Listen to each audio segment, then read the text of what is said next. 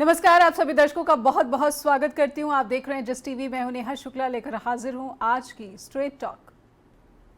तो उपराष्ट्रपति पद का चुनाव होने वाला है और एनडीए और इंडिया दोनों ही गठबंधन के चेहरे सामने आ चुके हैं।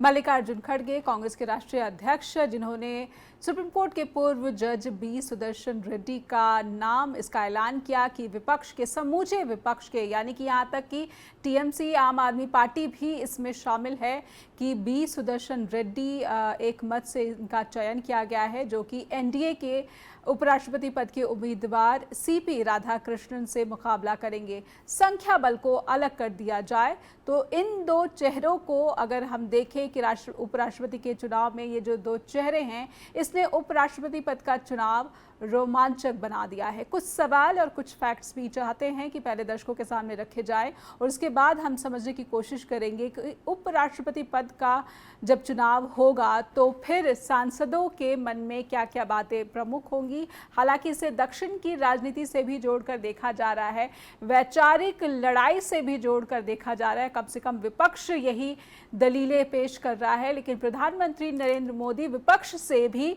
राधाकृष्णन को समर्थन की अपील कर चुके हैं। आइए अपने दर्शकों के सामने आज के कुछ तथ्य हम पेश करें। पहले कि बी सुदर्शन रेड्डी, जिनका नाम ऐलान किया गया है विपक्ष की तरफ से, ये कौन है, इनको भी इससे भी स्ट्रेट टॉक के प्लेटफॉर्म से समझने की कोशिश करेंगे। हालांकि काफ़ी कुछ कहा जा चुका है। बी सुदर्शन रेड्डी बने हैं उपराष्ट्रपति उम्मीदवार जब से उनके नाम का ऐलान किया गया है, तब से काफ़ी कुछ इनके बारे में सामने आ चुका है। कई जानकारियां हैं।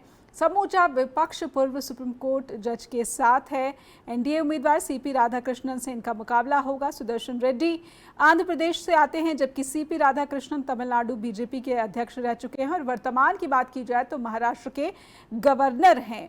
दक्षिण में एनडीए और विपक्ष इंडिया के राजनीति के क्या मायने इस परिस्थिति से निकलकर सामने आते हैं कि दक्षिण से ही विपक्ष ने एक गैर राजनीतिक चेहरे को मैदान में उतारा है, तो इसके क्या राजनीतिक मायने हैं। दोनों चेहरों की पृष्ठभूमि की बात कर ली जाए, उपराष्ट्रपति पद से इन दोनों चेहरों को अगर परखा जाए तो सुदर्शन रेड्डी, जो कि संविधान के प्रति कर्तव्यनिष्ठ बताए जाते हैं, ऐसा नहीं कि सिर्फ विपक्ष की तरफ से ही बताए जाते हैं, बल्कि उनके जो फैसले हैं जिनका हवाला दिया जा रहा है, अगर उन्हें भी देखें तो तत्कालीन यूपीए सरकार जब वो सुप्रीम कोर्ट में जज थे तो काफ़ी कुछ उनके फैसलों के जरिए उन्होंने यूपीए सरकार के खिलाफ अपनी जजमेंट दी, और जिससे कि काफ़ी किरकिरी का सामना तत्कालीन मनमोहन सिंह सरकार को करना पड़ा था। ऐसे में और सीपी राधाकृष्णन, इनकी पृष्ठभूमि भी दर्शक जानते ही होंगे पहले से कि ये आरएसएस के करीबी बताए जाते हैं। एनडीए के घटक दल टीडीपी और साथ ही वाईएसआरसीपी, बीआरएस के लिए सुदर्शन रेड्डी का विरोध क्या भारी पड़ेगा, क्योंकि एक सवाल ये भी उठ रहा है कि बी सुदर्शन रेड्डी के पक्ष में ना जाकर अगर एनडीए के साथ ही बने रहने का फैसला होता है तो फिर आ चुके हैं। नई दिल्ली से वरिष्ठ पत्रकार पीयूष पंत हमारे साथ जुड़ चुके हैं। चंडीगढ़ से political analyst professor Mohammad Khalid और संदीप चौधरी पॉलिटिकल एनालिस्ट जुड़ रहे हैं हमारे साथ नई दिल्ली से ही। अगर मैं गलत हूँ संदीप जी मुझे करेक्ट करिए आप कि आप दिल्ली से जुड़ रहे हैं या फिर उत्तर प्रदेश से। और बहुत बहुत स्वागत करती हूँ मैं आप सभी का। और शुरुआत में पीयूष सर आपसे करती हूँ। जिस तरीके से राधाकृष्णन के मुकाबले बी सुदर्शन रेड्डी का चयन किया गया है, क्या विपक्ष जिस तरीके से एकजुट दिख रहा है, इस एकजुटता का कारण आप बी सुदर्शन रेड्डी का चेहरा मानते हैं या फिर कुछ और जो सियासी फायदे नफा नुकसान देखे जा रहे हैं? जी हाँ, देखिए नेहा जी, विपक्षी एकता जो इंडिया गठबंधन है उसकी एकता शुरू से है, और वो पहले भी उन्होंने बिना, जब तक चेहरा भी नहीं था तब भी ये डिक्लेयर किया था कि हम जो है कि एक यूनानिमसली जो है जो भी कैंडिडेट होगा उसको डिक्लेयर करेंगे। हालांकि डीएमके ये चाह रहा था, राधाकृष्ण का नाम आने के बाद उसको उपापोह की स्थिति में था कि अब चूंकि तमिलनाडु प्राइड की बात थी कि कोई किसी या उनको सपोर्ट करे या किसी और कैंडिडेट को जो है इंडिया गठबंधन की तरफ से तमिलनाडु के लाया जाए जी। लेकिन अंततः मुझे लगता है डीएमके भी राजी हुआ और उसने जो है अपनी जो है क्या समर्थन दिया है। जी अब देखना ये होगा कि चुनाव वाले दिन, जो कि शायद 9 सितंबर तारीख है, जी। उस दिन कहीं डीएमके एब्सेंट तो नहीं हो जाता। हम्म क्योंकि कहीं ना कहीं ये देखिए, जो चूंकि चुनाव है तमिलनाडु में हम्म 10-11 महीने बाद जो है, और ये चुनाव प्रेसिडेंशियल इलेक्शन के 8 महीने बाद लगभग चुनाव वहां होना है, और चूंकि बहुत क्रूशल होगा, जी और ये जवाब उनको देना पड़ेगा। स्टैलिन ने भी ये बात कही है कि हमें ये जवाब देना पड़ेगा इलेक्टोरेट को कि तमिलनाडु के कैंडिडेट को आपने समर्थन क्यों नहीं दिया। जी। तो वहां पे वो आइडियोलॉजिकल जो है मामला है, वो उसको ही वो लाने का प्रयास करेंगे, ऐसा उनका मानना है। तो बिल्कुल। देखिए, हम्म निश्चित रूप से जहां तक एनडीए का सवाल है और राधा कृष्ण का सवाल है, जी तो ये मूव निश्चित रूप से जो है कि तमिलनाडु के चुनाव को रख के लिया गया है।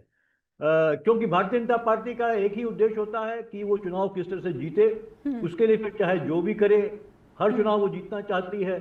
और तमिलनाडु में जो है अपना जो है कि सत्ता में आने के बहुत प्रयास वो करती रही है, लेकिन उसे वहां पे सफलता नहीं मिली है। ठीक है। एआईडीएमके के साथ ही वो वहां पे सरकार बना सकी है, और जी इस बार भी ढुलमुल था स्थिति, एआईडीएमके भी साथ उनका नहीं आना चाह रहा था। जी तो वो लगातार ये कोशिश कर रही थी। तो मुझे लगता है कि ये मूव इसीलिए है। और मेरी अब इस मूव के बाद ये फीलिंग कहीं ना कहीं आ रही है, हो सकता है संदीप जी इस बारे में ज्यादा बता पाए, जी। कि धनखड़ साहब को इसीलिए जो है कि बीच जो है कार्यकाल में जो है इस्तीफा दिलवाया गया, ताकि एक तमिलनाडु के कैंडिडेट को यहाँ बैठाया जाए, जी और जो है कि ये मैसेज दिया जाए तमिलनाडु के लोगों को कि देखो, हमने आपके यहाँ का एक व्यक्ति जो है उसको वाइस प्रेसिडेंट के इस बड़े ओहदे पे बैठा दिया है। तो मुझे लगता है ये बात है, इसीलिए धनखड़ साहब, और हो सकता है इसमें धनखड़ साहब की भी शायद अंडरस्टैंडिंग हो, या बिल्कुल, उनको क्योंकि वो क्योंकि नजर नहीं आए हैं जब क्योंकि से। क्योंकि तब से नजर नहीं आए किसी तरीके जी से। मुझे लगता है अब शायद वो बाहर आएंगे जब कैंडिडेट डिक्लेयर हो गया। जी कहीं डर था बीजेपी को कि ये बात धनखड़ साहब बता ना दें कि हाँ, बीजेपी का प्लान ये है। तो जी। ये तमाम चीजें हैं जो मेरे दिमाग एक में ब्रेक ले लेते अब चल हैं। रही जी है। जी जी, एक छोटा सा ब्रेक लेना होगा इस मोड पर। एक छोटा सा ब्रेक लेते हैं स्ट्रेट टॉक में। जुड़े रहिए दर्शक, लौटते हैं छोटे से ब्रेक के बाद। तो राधाकृष्णन बनाम सुदर्शन रेड्डी और दक्षिण की राजनीति अहम है एनडीए के लिए। पीयूष पंत वरिष्ठ पत्रकार ये बात और अपनी टिप्पणी हमारे सामने रख चुके हैं, और दर्शकों को अब लेकर चलते हैं प्रोफेसर मोहम्मद खालिद के पास। खालिद सर, आपकी भी टिप्पणी लेना चाहती हूँ। पीयूष जी ने जो बात यहाँ पर रखी है कि तमिलनाडु चुनाव क्योंकि अहम है, और हो सकता है कि जगदीप धनखड़ का इस्तीफा इसी कारणवश लिया गया हो, तो क्या यहाँ पर प्राथमिकता चुनाव रहे एनडीए के लिए? आरएसएस के जो करीबी बताए जा रहे हैं राधाकृष्णन, इसकी भूमिका पर आपकी टिप्पणी मैं लेना चाहती हूँ, और आप की अपनी जो समीक्षा है वो भी आप हमारे दर्शकों के सामने रखें। जी देखिए नेहा जी, जहां तक धनखड़ साहब का इस्तीफा है, उसको मैं कुछ और नजरिए से, कुछ और एंगल से देखता हूँ। धनखड़ साहब काफी ज्यादा, जिसको कहते हैं, कहने से बाहर होते चले जा रहे थे, और उनकी जो कुछ समय से गतिविधियां थी, वो जो स्टेब्लिशमेंट है बीजेपी को, उनको पसंद नहीं थी, और इस वजह से, और फिर हमें पता ही है जिस तरह से वहां पर एडमिट हुआ वो रेजोल्यूशन, उन्होंने लॉ कर दिया, वो सारा कुछ, उसमें तो मैं नहीं जाऊंगा। लेकिन यहाँ पर जो लड़ाई है, सबसे बड़ी लड़ाई विचारधारा की लड़ाई। विचारधारा की लड़ाई। अब देखो, दोनों जो कैंडिडेट इस समय सामने आए हैं, दोनों की बैकग्राउंड बिल्कुल डिफरेंट है। एक बंदा प्योरली आरएसएस का जी, आरएसएस मींस बीजेपी मींस, उन्होंने अभी तक उसी में काम किया है, प्रचारक के रूप में किया हो, जो भी किया हो, मंत्री भी रहे हो, तो उनका आरएसएस बीजेपी की बैकग्राउंड जी। तो यानी कि प्योरली वो उसी आइडियोलॉजी को लेकर के चलेंगे जो आरएसएस की आइडियोलॉजी है। दूसरी तरफ वो जज हैं। जज is not suppose to have any ideology. जज ने कानून के मुताबिक काम करना। जैसे आपने बताया, उन्होंने यूपीए सरकार के खिलाफ भी फैसले दिए वगैरह दिए। एक तो ये एंगल है इसका। दूसरा एंगल है साउथ वर्सेस साउथ का। यानी अगर एनडीए ने साउथ से कैंडिडेट खड़ा कर दिया जी, तो इंडिया गठबंधन को भी साउथ से ही कैंडिडेट खड़ा करना पड़ना था, क्योंकि वैसे भी आजकल बड़ा नॉर्थ वर्सेस साउथ चल रहा है कि नॉर्थ की बहुत ज्यादा डोमिनेशन हो रही है जी, साउथ के ऊपर।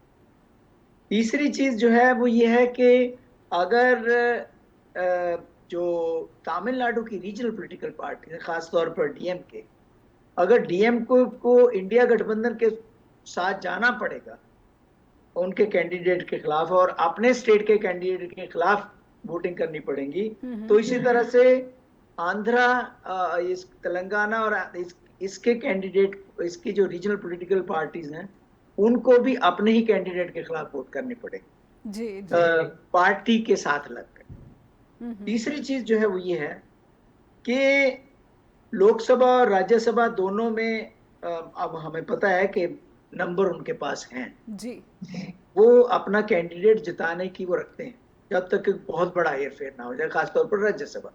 लोकसभा में अगर रीजनल पॉलिटिकल पार्टीज दोनों समर्थन करती हैं, उनसे मशवरा ये बिना अगर कैंडिडेट लिया गया है या वो कहते हैं कल को कि हम वोटिंग नहीं करेंगे, एब्सेंट हो जाते हैं वगैरह, तो रिजल्ट हो सकता है, लेकिन बाई एंड लार्ज रिजल्ट वही होगा कि वो ले जाएंगे जी। और बीजेपी को इसलिए भी इनके इस कैंडिडेट को लाना पड़ा है क्योंकि उनके दो बड़े तल्ख तजर्बे हो चुके। एक तो मलिक साहब का तजर्बा, जाट लीडर जी, और दूसरी तरफ ढक्कड़ साहब का जाट लीडर के भी हम क्योर आरएसएस की बैकग्राउंड से ही बंदा लेकर के आए, यानी हम किसी टर्न कोट को, दूसरे पार्टी से किसी को आए हुए को, उसको हम नहीं लेकर के आए।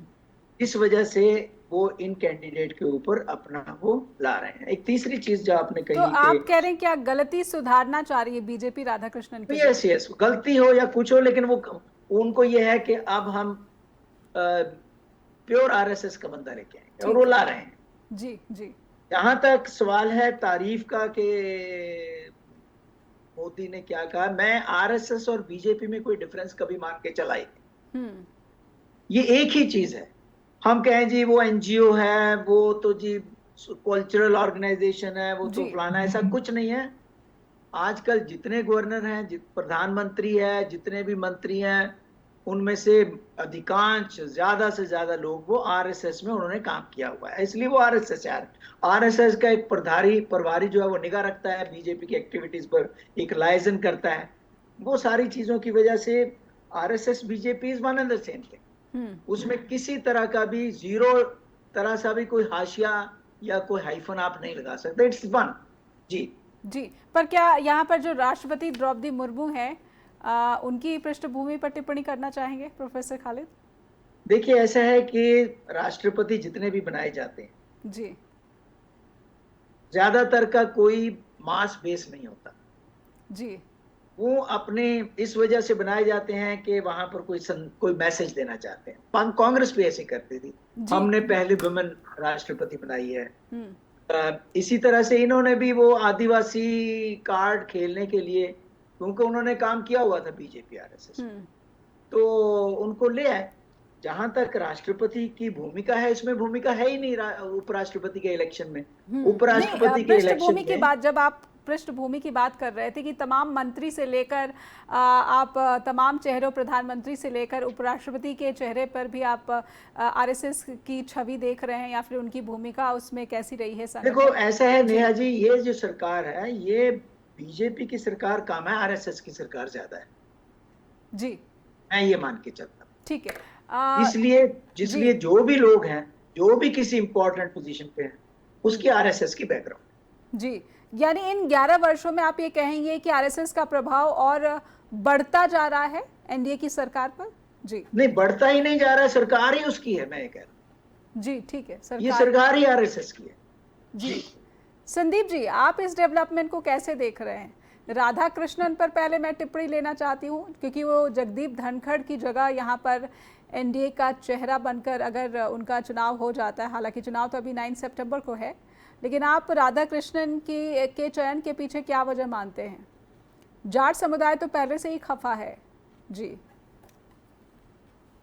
देखिए नेहा जी, भारतीय जनता पार्टी कहिए या मोदी जी कहिए, अभी जो खालिद साहब ने कही ना बात कि भाई आरएसएस की सरकार ज्यादा है, बीजेपी की सरकार कम है, मैं इनसे आगे जाकर एक स्टेप कहना चाहता हूं कि अभी तक ये सरकार ना बीजेपी की थी ना आरएसएस की थी, ये मोदी जी की सरकार थी। इसमें आरएसएस के लोगों को भी मैंने परेशान देखा है कि वहां हमारी भी नहीं सुनी जा रही थी। लेकिन वो जैसे घड़ी की सुई हर पल अपनी स्थिति बदलती है, इसी तरीके से चीजें बदलती रहती हैं। जी। आज की तारीख में चीजें काफी बदली हुई हैं, इसीलिए अभी तक बीजेपी के राष्ट्रीय अध्यक्ष का भी जो है चुनाव नहीं हुआ है, नहीं चुना गया है। तो आज की तारीख में अगर हम उपराष्ट्रपति की बात करें, देखिए मोदी जी एक दो कैलकुलेशन करते हैं। एक तो मोदी जी के लिए कोई भी व्यक्ति हो वो फेथफुल हो जाए। दूसरे वो ये चीज आज की तारीख में देखते हैं, जैसे उन्होंने उड़ीसा से एक आदिवासी महिला को राष्ट्रपति बनाया था, जी। तो मुझे लगता है उसका कहीं ना कहीं कुछ परसेंट बेनिफिट उन्हें उड़ीसा में मिला और लंबे समय के बाद पहली बार बीजेपी उड़ीसा में अपनी सरकार बनाने में कामयाब हुई। जी। तो उनको ऐसा लगता है कि साउथ में चुनाव भी होने हैं, कि मैं अगर साउथ से उपराष्ट्रपति लेके आता हूँ तो कहीं ना कहीं मुझे उसका बेनिफिट भी मिल सकता है। और एक चीज और आप देखेंगे, जितने भी बागी लोग आपको मिलेंगे, चाहे वो शत्रुघ्न सिन्हा हो, चाहे जसवंत सिंह हो, चाहे यशवंत सिन्हा हो, चाहे सत्यपाल मलिक हो, जितने भी लोगों को आप देखेंगे, चाहे वो पुरानी जी। बीजेपी के लोग हो, उनमें साउथ का कोई चेहरा, कोई व्यक्ति आपको नेहा जी नहीं मिलेगा। वो सब इसी बेल्ट के लोग हैं, हिंदी भाषी लोग हैं, और वो विरोध एक ना एक दिन विरोध कर जाते हैं। और बीजेपी का मुझे लगता है नेहा जी कि ये जो जाटों को जिम्मेदारी दी जाती है ना, ये जी। जाट तो वक्त जैसे जैसे गुजरता है वो कहीं ना कहीं बागी स्थिति में आ जाता है। तो इनको लगता है कि भाई इनसे तो दूरी बना के रखने में ही फायदा है, इनको मेन फेस बनाना ही नहीं है। जी। तो क्या ऐसा लग रहा है कि बीजेपी दूरी बना रही है और इस दूरी का जो असर है उन राज्यों में कैसा होगा जहां पर जाटों को अपने खेमे में करने की कोशिश बीजेपी करती रही? एक छोटा सा ब्रेक लेते हैं, ब्रेक के बाद लौटेंगे स्ट्रेट टॉक के साथ। फिर से स्वागत है आप सभी दर्शकों का। आप देख रहे हैं स्ट्रेट टॉक और सीधे चलते हैं पीयूष जी के पास। पीयूष सर, जो भी यहाँ पर डिस्कशन है, लेकिन सुदर्शन रेड्डी जिनके पास कह सकते हैं कि विपक्षी सांसदों की संख्या अगर इनका चुनाव नहीं करती है, तो फिर ऐसे हालात में इनके आने के बाद आप ये मानेंगे ये पूरा का पूरा जो चुनाव है ये रोमांचक हो गया है और सुदर्शन रेड्डी जीते या ना जीते, विपक्ष अपनी विचारधारा की लड़ाई जो है वो एक अगले स्तर पर पहुंचा पाने में कामयाब नज़र आता है? आप इससे सहमत हैं या फिर आपकी अपनी टिप्पणी कि विपक्ष जिस लड़ाई की बात कर रहा है, वैचारिक लड़ाई की बात कर रहा है, इसमें वो एक कदम और ऊपर चढ़ जाएगा, एक पायदान और ऊपर छलांग लगा पाएगा? हाँ नेहा जी, बिल्कुल। देखिए, विपक्ष ये जो कैंडिडेट उन्होंने चुना है जी। अपना कैंडिडेट चुना है, वो बहुत सही कैंडिडेट है। न केवल वो आइडियोलॉजी की जिसके लिए इंडिया गठबंधन स्टैंड करता है, जी। बल्कि देखिए जो पद है वाइस प्रेसिडेंट का, जी। उसके लिए जो है रेड्डी साहब बहुत सुटेबल है। क्योंकि देखिए प्रेसिडेंट और वाइस प्रेसिडेंट के जो पद होते हैं वो ये माना जाता है कि वो पॉलिटिकल बैकग्राउंड से लोग नहीं होंगे और एमिनेंट लोग जो होंगे। यही कॉन्स्टिट्यूशन, जो बाबा साहब का कॉन्स्टिट्यूशन है, उसका भी इंटेंशन यही था, ताकि वो पार्टीजन न हो सके। क्योंकि ये पद ऐसे हैं जिसमें आप किसी का भी पक्ष नहीं ले सकते। इसीलिए जो देखिए शुरुआत के दौर में हमने देखा था कि जब तक नेहरू का टाइम था, तो ये कोशिश यही रही कि जो चाहे एजुकेशन से हो, चाहे सोशल लाइफ से हो, या लीगल बैकग्राउंड से हो, इस तरह के लोगों को ही प्रेसिडेंट और वाइस प्रेसिडेंट जो है कि वो बनाया जाता था। वही गरिमा इन पदों की ऐसे ही लोगों को बनाए जाने से रखी जा सकती है।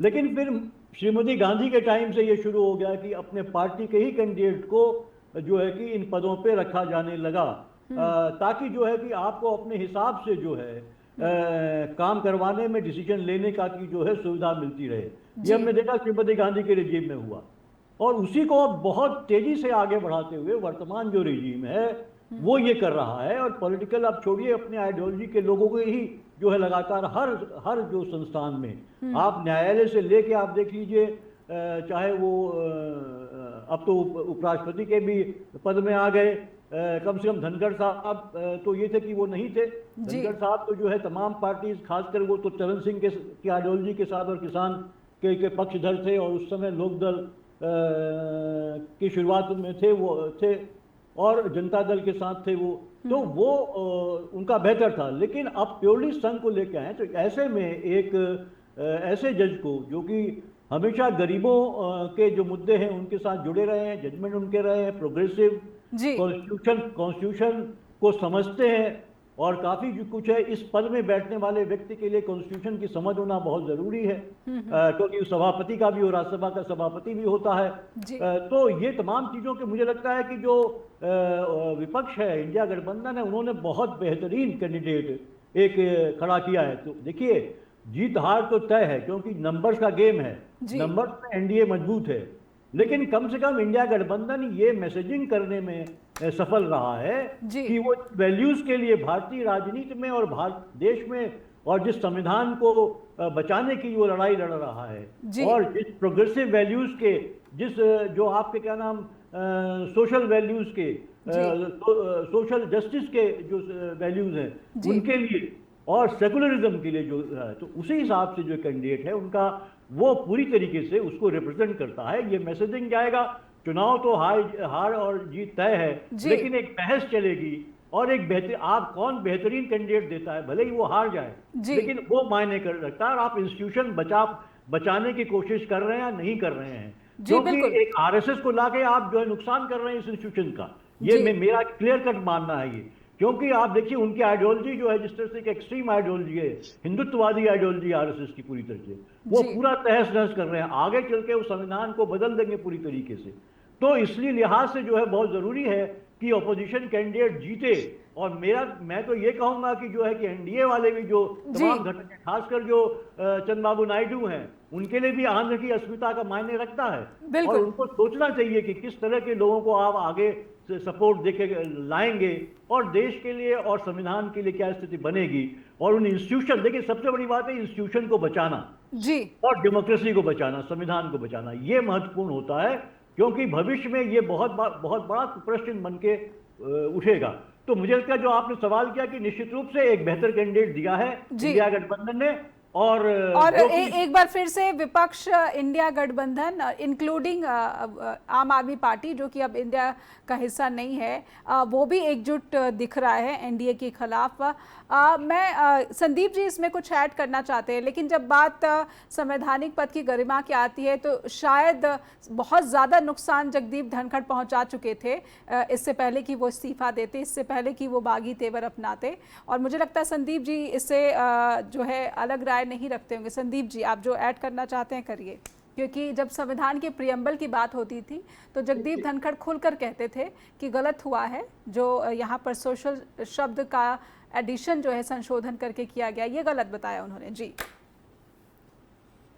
देखिए नेहा जी, आपकी बात से मैं सहमत हूं। और अभी जो पंत साहब ने बात कही कि जो आरएसएस की आइडियोलॉजी है वो हिंदुत्व की आइडियोलॉजी पे आगे बढ़ते हैं, तो सबसे पहले तो मैं ये गलतफहमी दूर करना चाहता हूँ। ये प्रचार पूरे देश में किया जाता है कि हिंदुत्व की आइडियोलॉजी को बढ़ाना चाहते हैं। हकीकत ये है कि आरएसएस की आइडियोलॉजी को बढ़ाना चाहते हैं।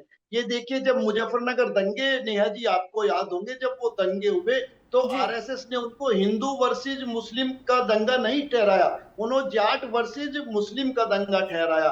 जब अभी फरीदाबाद के पास गुजरों के गांव को उजाड़ा जा रहा था सरकार के द्वारा, तो वहां पर गुज्जर समाज ही इकट्ठा हुआ। आरएसएस को ये नहीं लगा कि वो हिंदुओं का गांव है या हिंदुओं के साथ वहां चलना है। कुल मिला के एजेंडा आरएसएस का है कि आरएसएस के लोग कैसे सत्ता में कायम रहे, कैसे हिंदू मुसलमान को लड़ाया जाए, कैसे हिंदू को आपस में लड़ाया जाए। जिस दिन टिकट देने की बात आती है या कुछ होता है, उस दिन वो हिंदू कोई ठाकुर बन जाता, कोई पटेल बन जाता है, कोई जाट बन जाता है इनकी नजर में। तो हिंदुत्व वाला मुद्दा नहीं है देश के अंदर। ये चीज हमें समझनी पड़ेगी। हाथी के दांत दिखाने के और हैं, खाने के और हैं।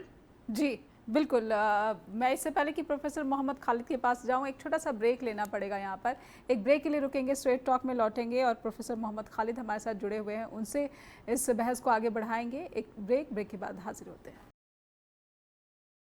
फिर से स्वागत है आप सभी दर्शकों का। आप देख रहे हैं स्ट्रेट टॉक और हमारे साथ प्रोफेसर मोहम्मद खालिद जुड़े हुए हैं। आइए दर्शकों को उनके पास लेकर चलते। प्रोफेसर खालिद, टीडीपी का जिक्र करना चाहती हूँ। बड़े लंबे समय से यहाँ पर अटकलें चल रही हैं कि टीडीपी और जो मुखिया हैं चंद्रबाबू नायडू, इनके संपर्क हैं। वाईएसआरसीपी के जो मुखिया हैं जगन मोहन रेड्डी, वो तो मीडिया के सामने ये बात कर चुके हैं, पत्रकारों को कह चुके हैं कि आपको तो खुद सब कुछ पता होता है।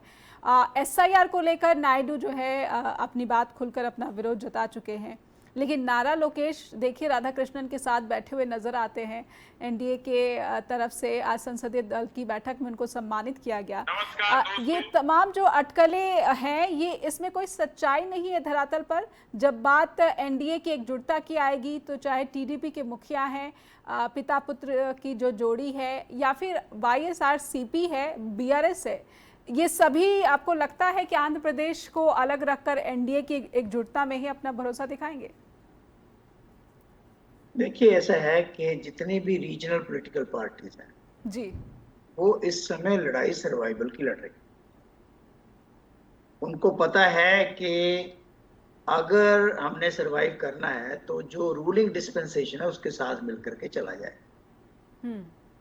ज्यादातर रीजनल पॉलिटिकल पार्टी जो एनडीए के साथ मिली हुई हैं, अदरवाइज उनको पता है कि ईडी भी आ सकती है, इनकम टैक्स भी आ सकता है, वो सारा कुछ आ सकता है और उसका खुल करके इस्तेमाल भी हो रहा है, पॉलिटिकल पर्पस के लिए भी इस्तेमाल जी। ये कोई धरी छूट की बात।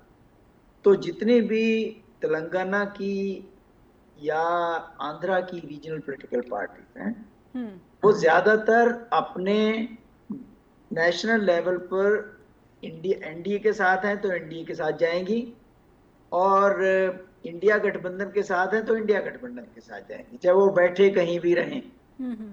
ये तय है जी। उससे वो बाहर निकल करके अपनी राजनीति नहीं कर सकते। अगर हम सोचें कि चंद्रबाबू नायडू पता नहीं कौन सा खेल खेल देगा, कुछ नहीं खेल सकता। उनको पता है कि इस बलबूते पे हम सत्ता में हैं, नेशनल लेवल पे भी सत्ता में है, हमें 4 पोजीशंस भी मिली हुई हैं।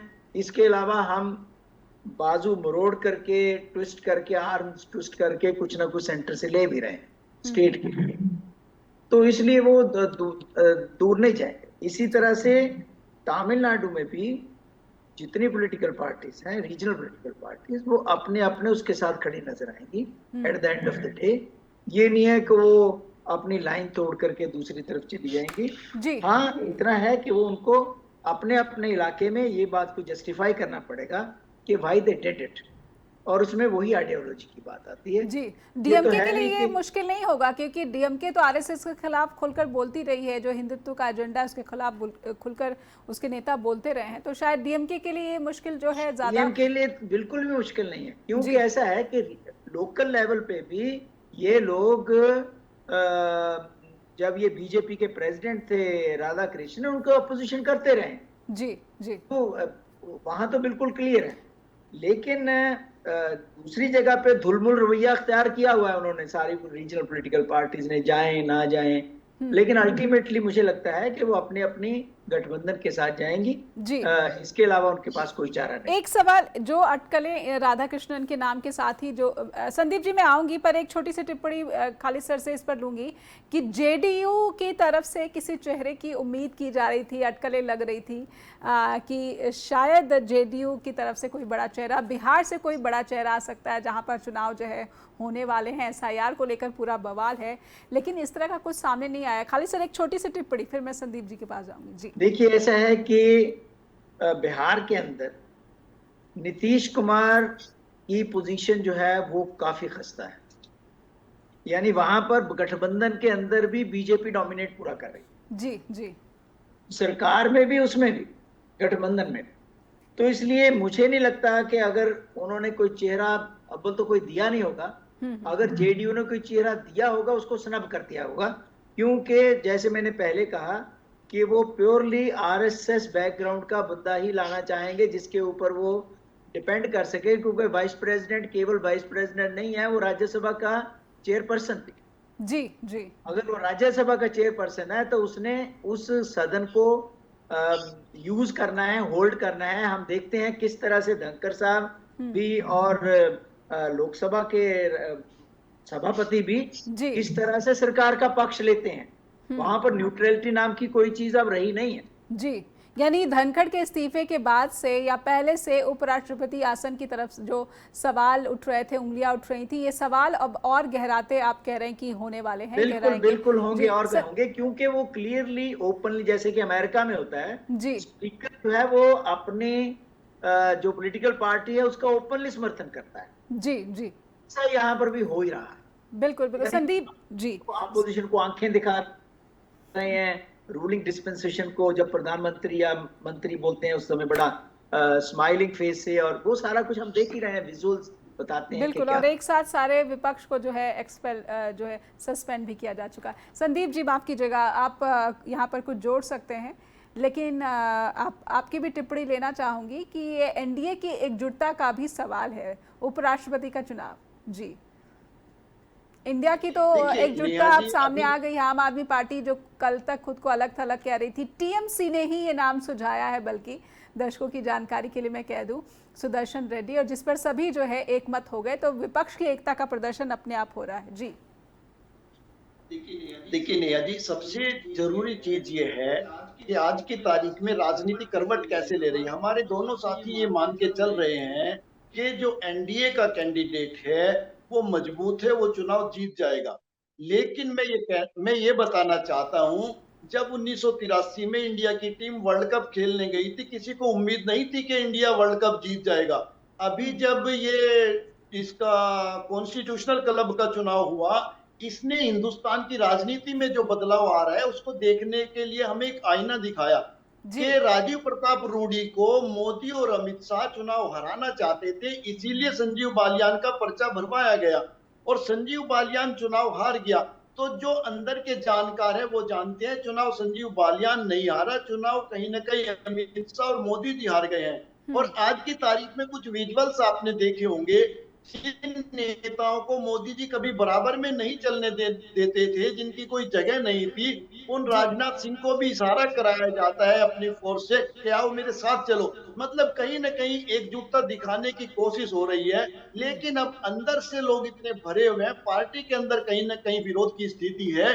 किसी को मंत्री पद लेकर के, किसी का टिकट कटने की स्थिति को लेकर के बहुत तरीके की नाराजगी राजनीति में पलती रहती है। और ऐसे में अगर थोड़ा भी वोट बैंक इधर से इधर हो गया, और राजनीति की एक और आपको पहचान बताता हूं, मलिक साहब हमें बताया करते थे कि भाई सरकार में अगर जो मेन व्यक्ति है ना वो कमजोर रहेगा तो जो साथ वाले लोग हैं वो ज्यादा मजबूत रहेंगे, उनकी ज्यादा पूछ रहती है। तो ये भी एक चीज है कि कई बार प्रधानमंत्री को कमजोर करने के लिए साथ के लोग ही उनका विकेट गिरवा देते हैं। आप सोचिए जो गठबंधन के लोग हैं उनकी स्थिति जब ज्यादा और ज्यादा मजबूत हो जाएगी, अगर मोदी जी या बीजेपी का जो चेहरा है या फेस है या जो मैसेज है देश में कमजोर होने का जाएगा। इसका मतलब आप ये कहना चाह रहे हैं कि एनडीए में खास करके बीजेपी में विभाजन दिख रहा है और यही वजह है कि विपक्ष इंडिया गठबंधन एकजुट हो रहा है। जी बिल्कुल। मैं पीयूष सर की भी एक छोटी टिप्पणी लेती हूँ। पीयूष सर, क्या आप भी मानेंगे कि इंडिया गठबंधन में टीएमसी, आम आदमी पार्टी जो लगातार कांग्रेस को तेवर दिखाती रहती थी, ये जो एकता की कहानी है, असल कहानी बीजेपी का कमजोर होना है, प्रधानमंत्री नरेंद्र मोदी का कमजोर पड़ना है? निश्चित रूप से। आप देखिए, आपने कभी जो है लोकसभा का सत्र इस तरह से देखा है कभी कि हमेशा जो है बैकफुट पे हमेशा जो है वो सत्ता पक्ष दिखाई दे रहा है, क्योंकि ये नंबर्स इस बार इंडिया गठबंधन के पास है और एकजुटता है। देखिए, आम आदमी पार्टी ने अपने तेवर दिखाते हुए अलग हुई, लेकिन उसको समझ में आ गया कि अलग वो अलग होती है तो अलग थलग पड़ जाएगी।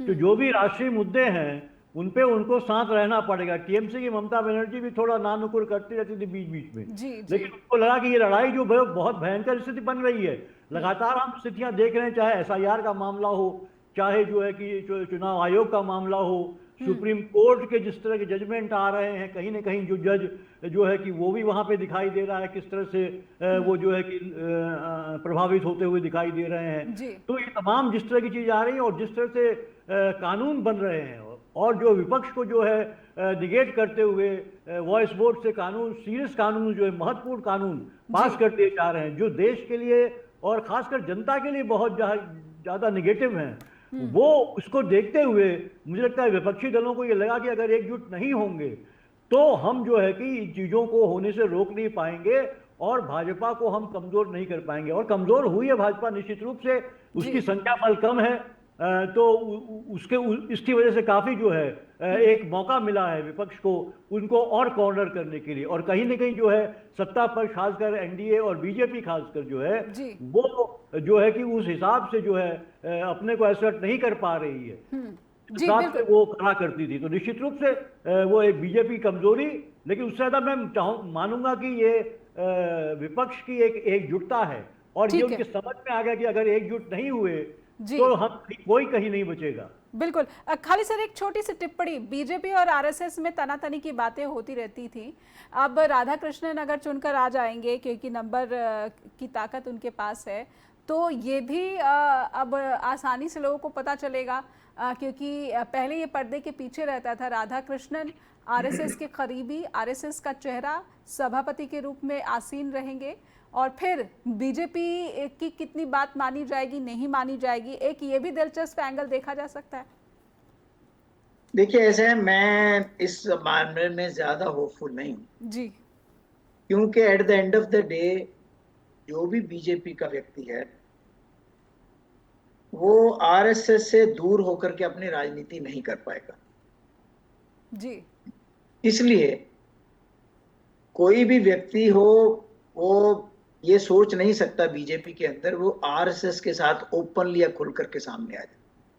कोई एक आध कमेंट्स भी हम देखते हैं कि नड्डा साहब ने कहा कि हमें अब भी आरएसएस की जरूरत नहीं है, बीजेपी खुद में बड़ा सक्षम है वगैरह, लेकिन बाई एंड लार्ज मैं ये देखता हूं उनकी, क्योंकि ऐसा है कि अगर बीजेपी में से आरएसएस को निकाल दिया जाए तो बीजेपी पॉलिटिकल पार्टी ही नहीं रहती।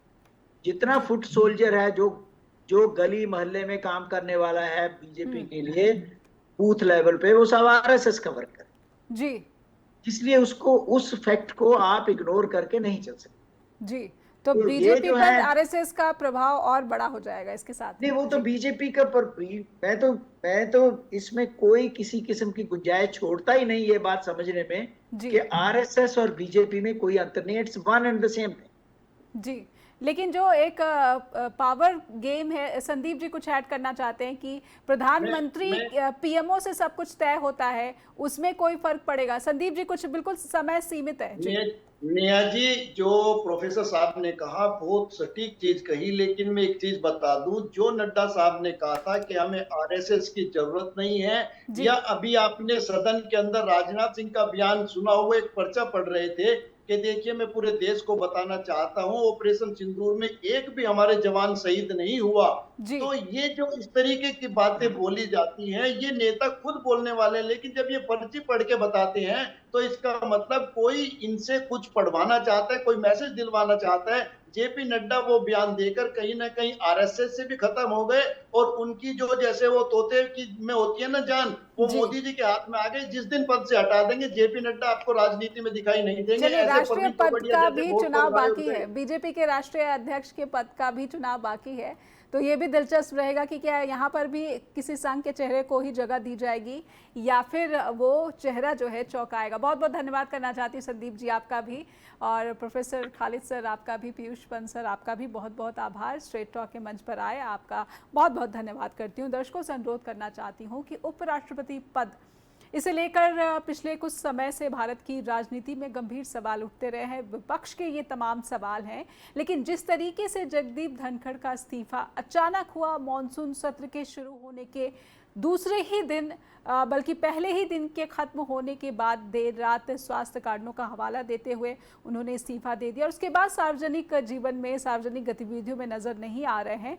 तो एक सवाल है कि क्या सत्ता से अगर किसी पॉलिसी को लेकर या फिर किसी अलग अहम मुद्दे को लेकर तनातनी या फिर मतभेद हो जाते हैं, तो क्या उनका इस्तीफा ऐसा आ जाएगा और फिर जनता जो सवाल पूछेगी तो उस सवाल का उत्तर कहाँ है?